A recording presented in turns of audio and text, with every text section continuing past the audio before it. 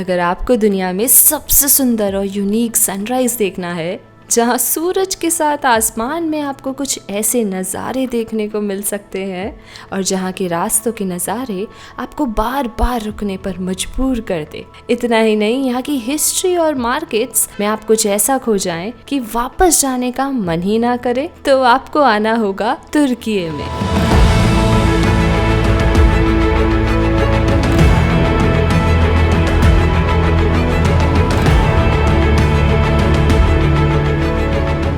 हम इस 10 दिन की रोड ट्रिप सीरीज में करने वाले हैं इस कंट्री को कुछ अलग तरह से कवर, और इस सफर को शुरू करते हैं। Let's go. तो हमारा हॉल्ट था दुबई में एंड दुबई से within 3.5 hours you will reach Istanbul.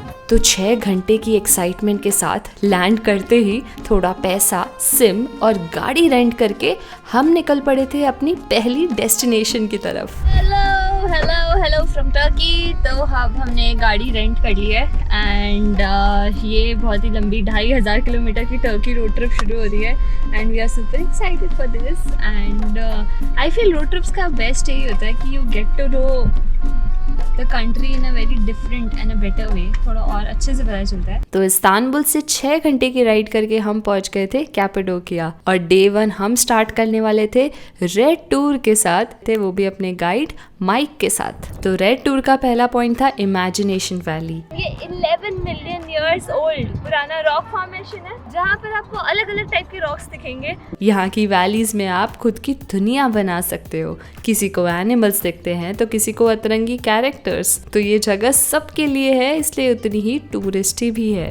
So imagination valley के बाद we are at monks valley, जहाँ पे मंक्स मेडिटेट किया करते थे एंड काफ़ी इंटरेस्टिंग लग रहे हैं यहाँ के केव्स मुझे, अगर आप देख पा रहे हो।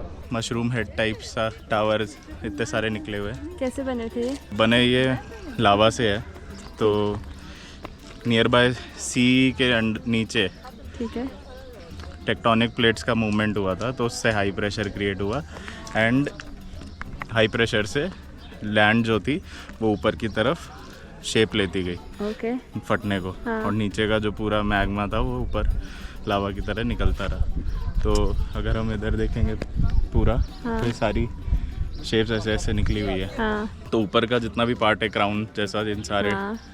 शेप्स पे, तो वो हार्ड सरफेस है काफ़ी। ठीक है। और नीचे का ये जितना है ये सब लाइमस्टोन सॉफ्ट है। ये वैली ऑफ मॉन्क्स ही है। तो ये जितने भी शेप्स है हाँ। इन सब के अंदर केव्स टाइप इन्होंने बना रखा था। तो जितने मॉन्क्स क्रिश्चियन मॉन्क्स थे उस टाइम के पहले के, हाँ। वो वो जब यहाँ सेटल हुए थे तो ये इनका घर था। ओके। एंड इतनी गर्मी में भी अंदर से पूरा ठंडा रहता है क्योंकि लाइमस्टोन पत्थर ही है। तो अंदर से इन्होंने केव आउट कर लिया।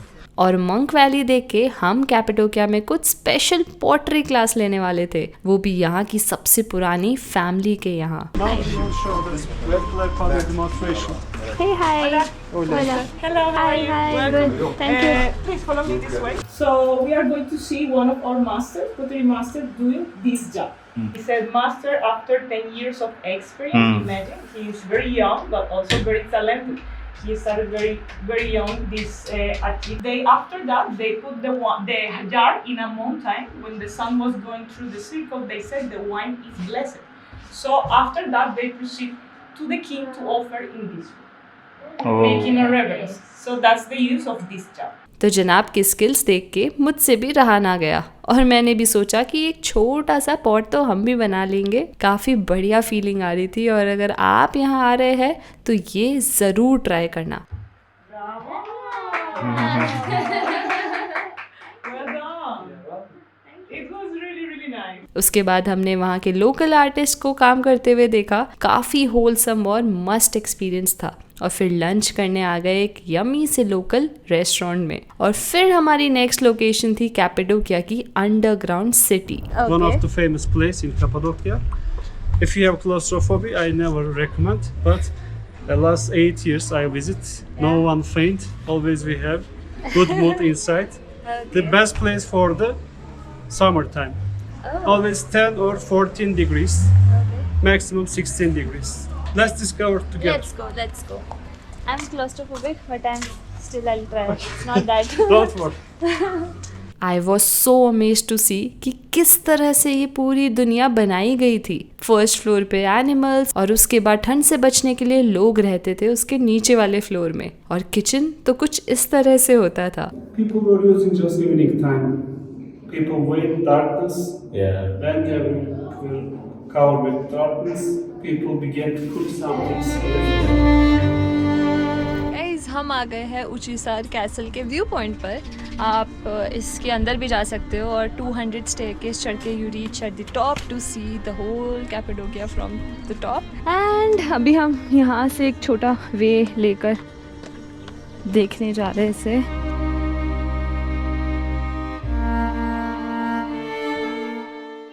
मैजिकल सी दुनिया लग रही है, सीम्स लाइक अ फेरी टेल।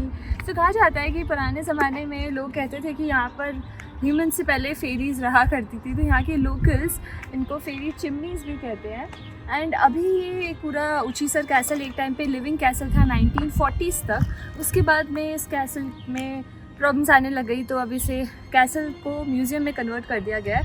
पर अभी भी यहाँ पर इस केव, अगर आप देख सकते हो, यहाँ के जो मालिक थे उन्होंने अभी भी इन दोनों पोर्शंस को टूरिस्ट के लिए ओपन कर रखा और ये स्टे ऑप्शंस देते हैं इसमें, which is quite interesting. It's actually beautiful. मैंने लाइकी के साथ रेड और ग्रीन टू का एक मिक्सचर ले लिया था, तो मेरे लिए काफ़ी सॉर्टेड हो गया। इतनी प्रीमियम सर्विसेज के साथ प्रॉपरली पूरा दिन हमारा स्पेंड हुआ है। तो अभी हम आ गए हैं पिजन वैली में, और यहाँ पे आप देख सकते हो सारे जितने भी केव फॉर्मेशंस है इसमें कैसे पिजन के लिए घर बनाए गए हैं, पूरे मैन मेड। एंड ये फॉक्सेस से बचे रहे इसलिए इनको थोड़ा टॉप पे बनाया है। एंड पिजन्स बेसिकली इनके लिए बहुत यूज़फुल होते थे 3-4 चीज़ों के लिए।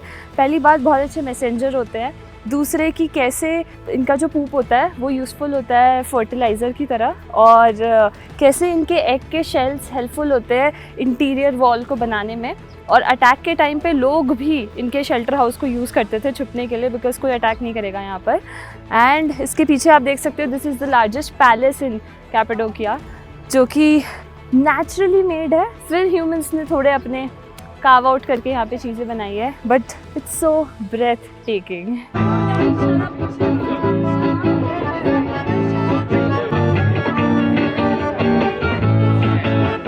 और सनसेट के लिए आपको आर्तेमिस कैफे ज़रूर जाना चाहिए, क्योंकि कुछ ऐसे नज़ारे दिखने को मिलेंगे। और अगले दिन हम रेडी थे ट्रिप के सबसे स्पेशल एडवेंचर के लिए, जो था हॉट एयर बलून राइड। सुबह 4 बजे होटल लोकेशन पे डिपेंड करते हुए आपको पिकअप किया जाता है और आप आ जाते हैं इस टेक ऑफ स्टेशन पर, जहाँ कुछ ही देर में आप रेडी होकर इस बलून के अंदर पहुँच जाते हैं। और जैसे ही पहली बार बलून ऊपर जाता है,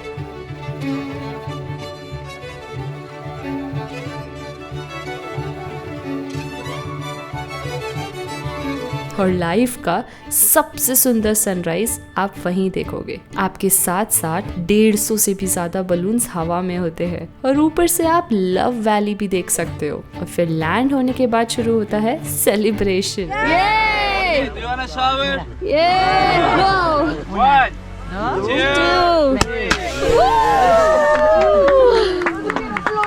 और अगर आपको हॉट एयर बलून में बैठने का मौका नहीं मिला या मन नहीं है, तो आप ड्राइव करके सुबह इस व्यू पॉइंट तक भी जा सकते हो, ताकि रास्ते में आप कुछ ऐसे नज़ारे देखो। तो अभी हम आ गए हैं सनराइज पॉइंट पर, जो कि जोरेम सिटी के अंदर ही सिचुएटेड है।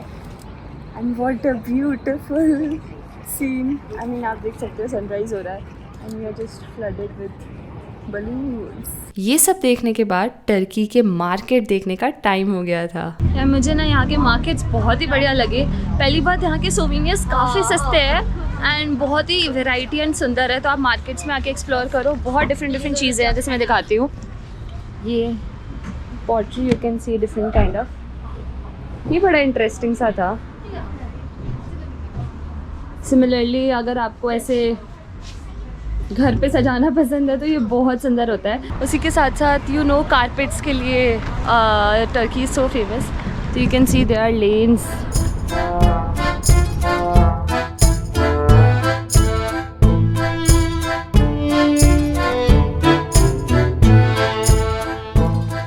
बहुत ही सुंदर सुंदर शॉप्स हैं यहाँ पर। अगर आपको शॉपिंग पसंद है तो बैग में ज़रूर जगह लाना और get ready because Turkey will offer you a lot. तो बस फिर मार्केट में ही लोकल हमस ट्राई करा और रेडी हो गए। गाइस, तो अब हम कर रहे हैं ATV टूर, जो कैपेडोकिया का सनसेट टूर बड़ा फेमस है, जिसमें बहुत सारी वैलीज़ लेके जाते हैं ATV से, बिकॉज यहाँ के सारे रास्ते एक्सेसिबल नहीं है फ्रॉम कार। सो कुछ रास्ते आप ATV से अलग तरह से एक्सप्लोर करते हो। Let's do it now. We have reach the location. शाम को 5:40 दे स्टार्ट दिस एंड थोड़ा सा प्रिपेयर होके आओ आप। ATV धारक, कैसा लग रहा है? क्या तुम तैयार हो?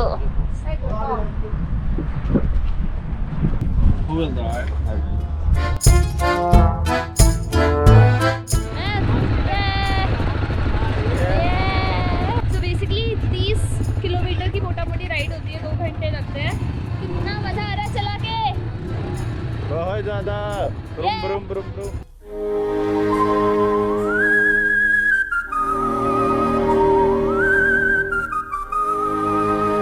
ये सारी एक्साइटमेंट कुछ ही देर में मिट्टी में मिल गई। ऐसा लगा हम मिट्टी से हाथ मिलाने जा रहे हैं। अरे कैसा लग रहा है? कीजिए ब्लैक ब्लैक, पहनिए ब्लैक ब्लैक, अलुआ ब्लैक ब्लैक। अरे भाई साहब, मुझे तो ऐसा लग रहा है कि अगर आप रेडी हो ना 10 किलो मिट्टी को अपने शरीर पे लाने के लिए, तब आप वैसे कपड़े पहन के आना। विदिन 10 मिनट्स भी नहीं लगेंगे आपको इस मिट्टी में आने में। But it's fun activity to do and you should definitely try this with all the preparations like this. अब अनहद बताएगा। बताओ कैसा लगा चलाने में? यार मज़ा तो आया, बट थोड़ा थ्रिल नहीं हो पाया अभी तक। सब इतना धीरे धीरे चला रहे थे, लाइन बाय लाइन। मुंबई के ट्रैफिक में लग रहा था कि जैसे फर्स्ट गियर पे हल्का।